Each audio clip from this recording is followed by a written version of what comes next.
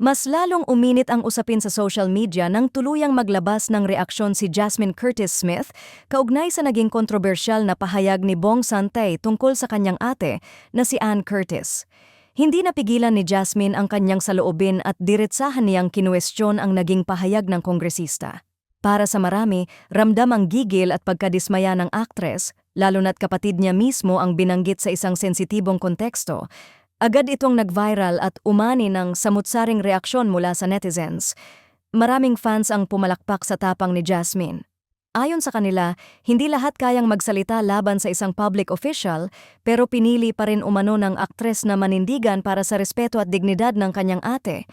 Iba talaga kapag pamilya ang usapan, ani ng isang netizen. Hindi mo kayang manahimik kapag kapatid mo na ang nadadamay. May ilan ding nagsabing, hindi lang ito simpleng pagtatanggol ng isang kapatid, kundi paninindigan para sa mas malawak na isyu ng respeto sa kababaihan. Sa panahon ngayon, mas sensitibo ang publiko sa mga pahayag na maaaring ituring na hindi naaayon o bastos, lalo na kung nanggagaling ito sa isang taong may posisyon sa gobyerno. Samantala, lalong tumingkad ang suporta kay Ann mula sa kanyang fans at kapwa-artista.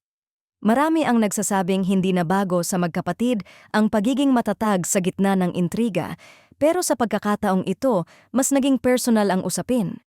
Ang paglabas ng saloobin ni Jasmine ay patunay umano ng kanilang matibay na samahan bilang magkapatid. Habang patuloy ang diskusyon online, isang bagay ang malinaw. Hindi natatakot si Jasmine na gamitin ang kanyang boses kapag pamilya at prinsipyo ang nakataya.